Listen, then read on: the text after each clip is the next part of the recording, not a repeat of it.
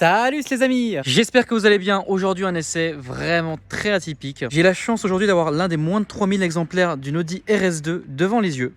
Précurseur donc de la Audi RS4 et la RS6. Produite entre 94 et 96, le modèle que j'ai actuellement sous les yeux, je ne sais pas de quelle année elle est. Produite à seulement 108 exemplaires en France. Honnêtement, aujourd'hui j'ai une chance phénoménale. Mais on ne déroge pas à la règle les amis, on commence par l'avant, par des disques ventilés de 322 mm à l'avant et le petit détail qui est d'origine, c'est ceci. Et on va en parler juste après d'ailleurs. À l'arrière, un disque ventilé de 299 mm. C'est ce qu'il faut en tout cas au minimum pour freiner, c'est 1,65 tonne.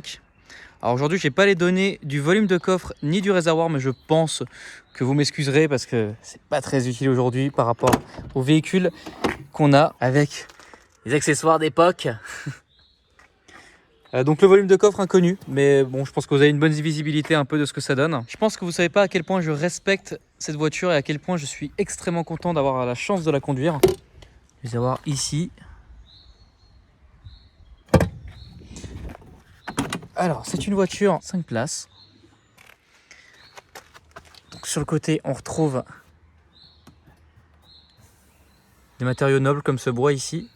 Alors je tiens juste à préciser une petite chose, c'est une sortie de grange, donc le véhicule ne va pas être dans un état exceptionnel. Déjà rien qu'à la carrosserie et aussi à l'état global du véhicule, donc là elle était au garage, donc pour une révision et pour une sortie de grange, c'est pour ça qu'elle est dans cet état là.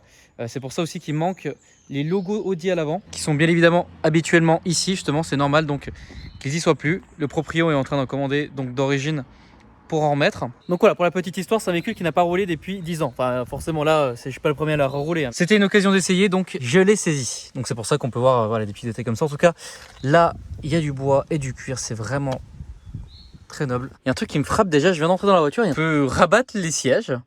C'est assez original et marrant. Je crois que j'ai jamais vu ça. On peut rabattre les sièges des deux côtés d'ailleurs. Hein. Là, ici et là, on peut. Voilà. Si jamais les portières arrière elle ne fonctionne plus, vous pouvez rentrer par la porte avant. Voilà, petit détail. Globalement, à l'arrière, on est très bien assis. On a une liseuse qui est là, avec un porte-manteau là et les poignées. Ce sont des vitres électriques d'ailleurs à l'arrière. C'est assez confortable. On a un accès direct d'ailleurs au coffre au niveau de l'arrière. On a un au couloir ici, qui est bien placé. Qui a la même hauteur d'ailleurs que la couleur de l'autre côté. Parce que parfois sur des voitures, ça peut ne pas être sur la même hauteur. Et on a la trappe à ski ici. Je manie tout cela avec beaucoup de respect. Hein. Franchement... je suis tellement content de pouvoir être dans cette voiture, rien que ça déjà. Ici un petit cendrier, bah, c'est d'époque hein, vous savez. Une chose que je fais pas habituellement, mais je vais faire le tour de l'avant avec la caméra principale et aussi montrer le moteur. C'est quelque chose que je fais pas habituellement, mais là il y a quand même quelques détails. Vitres et rétroviseur électrique. D'ailleurs en parlant du rétro, on va en parler juste après, il y a une petite spécificité. Ici on a la mise en garde pour les airbags. Pas de seuil de porte ou de choses fantaisistes. Par contre, chose très intéressante, c'est ici, en bas du volant, on a donc le logo Audi et on a sur la droite marqué S2 en argenté. Au milieu, on a le logo R, donc en bleu. Et à gauche, le logo Audi en rouge. Et en dessous, c'est écrit Porsche. En gros, Audi a passé un accord avec Porsche, et plus précisément avec Ferdinand Piëch, qui est le neveu de Ferdinand Porsche, pour développer une variante ultra sportive de l'Audi 80. Et on se retrouve là-dedans. Et c'est pour ça qu'il y a des pièces Porsche. Donc, c'est ce qui explique ce fameux Porsche ici, et sur les étriers, et encore 2-3 détails que je vais vous montrer à l'extérieur. En tout cas, le volant est comme ça. Les fonds de compteur blancs. Vous avez l'autoradio qui est d'ailleurs ici. Toute la voiture est d'origine en tout cas. C'est une boîte mécanique 6 rapports uniquement. Vous avez là un petit cendrier, un allume-cigare ici, un bouton pour le différentiel. Alors ça, c'est très marrant. C'est un range-cassette. Vous le verrez peut-être mieux de le côté. En fait, voilà, vous mettez votre cassette ici, puis vous avez ça qui la maintienne. Donc voilà, un porte-cassette. Des sièges chauffants aussi. Et juste avant de montrer le moteur, je voulais juste vous montrer quelque chose. Donc, les rétros, les blocs du clignotant et les anti-brouillards sont tirés de la 911 type 968. Voilà, c'est un petit détail. Donc les rétros, c'est des rétros de Porsche. Voilà, avec les anti-brouillards aussi. Enfin, c'est assez marrant, petit détail assez rigolo. Hop là. Et là, tadam, surprise.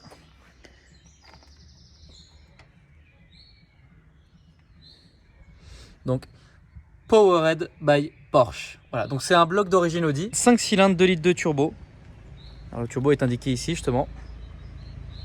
C'est vraiment magnifique. Eh bien écoutez les amis, je pense qu'on va pouvoir enfin passer à l'essai sur route. J'ai trop hâte que vous entendiez le son de cette voiture parce qu'il est impressionnant. Voilà ce que donne la voiture avec les veilleuses allumées. Et voici la clé du bonheur.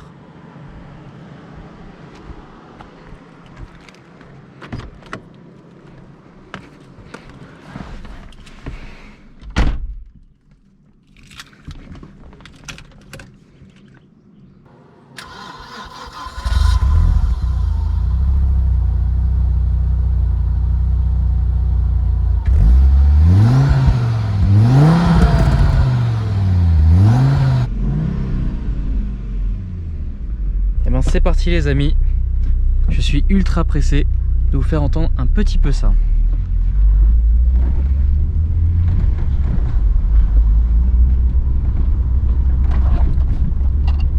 Alors le 0 à 100 se fait en 5 secondes 4 et la vitesse de pointe est de 262 km/h.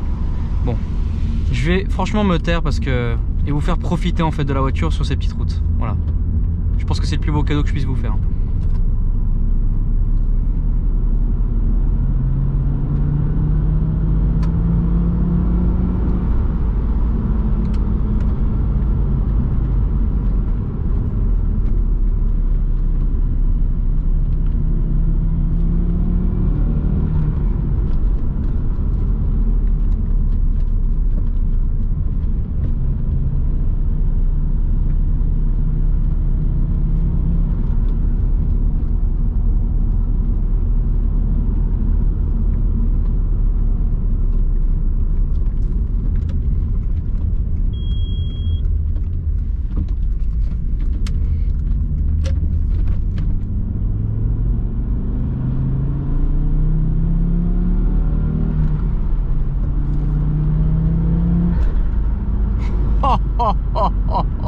Je sais pas si vous avez entendu, je reprécise, hein, le véhicule est d'origine. Complètement dingue. J'espère que je vous ai fait un petit kiff. Je vais ralentir un petit peu dans certaines de ces zones là. Déjà le confort il est vraiment agréable. C'est une voiture, voilà, encore une fois c'est une boîte 6 rapports manuelle. Ça se conduit extrêmement bien. La direction elle est étonnamment hyper précise pour une voiture de cette année là. Et puis le plaisir de conduite il est immense. Vous voyez je suis à 3000 tours minute. Même pas besoin d'aller chercher les tours. Pour vraiment entendre cette sonorité du 5 cylindres, il faut un peu monter dans les hauts régimes, mais même à bas régime, en fait, vous prenez un immense plaisir à conduire ça. En fait, le son, enfin, c'est vraiment impressionnant. Le turbo, il est extrêmement présent. Je pense pas qu'on va l'entendre un peu plus que, moi, je pense pas qu'on va l'entendre un peu plus, mais c'est impressionnant. Waouh, waouh, waouh, waouh. Ce qui est fou, c'est qu'elle pouvait concurrencer les 911 d'époque. Et ça c'est vraiment dingue. Je sais pas quoi vous dire, j'espère sincèrement que l'essai vraiment vous satisfait en fait. Que j'ai donné le plus de détails possible. Bien sûr c'est pas un essai extrêmement précis, mais que dans les grandes lignes tout a été plus ou moins assez respecté. Soleil qui tape un peu, mais j'espère en tout cas que dans les grandes lignes vous avez vraiment pris du plaisir en tout cas à entendre ne serait-ce que le son de la voiture ou autre. J'essaye vraiment de vous donner mon ressenti au maximum.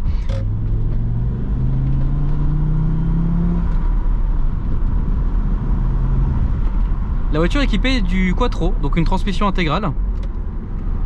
Elle fait vachement bien son taf. Et ça freine extrêmement bien aussi.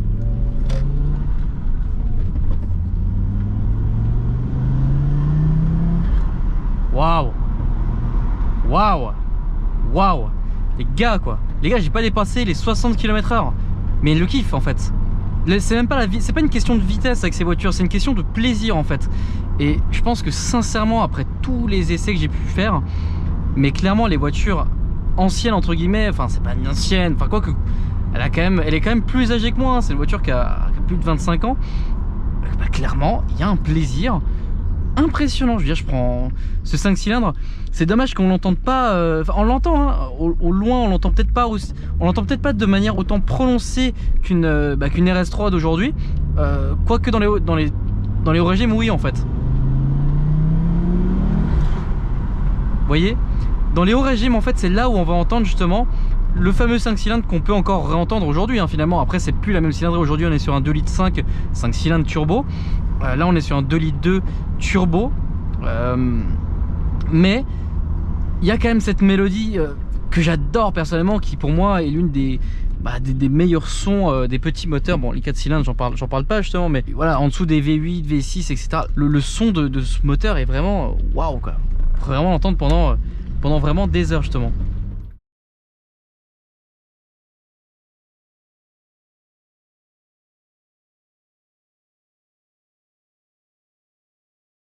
Znači, opis posla je vozač presretača Policijske uprave Ličko-senjske. A savjet vozačima je bio prije svega, znači... Ça pousse.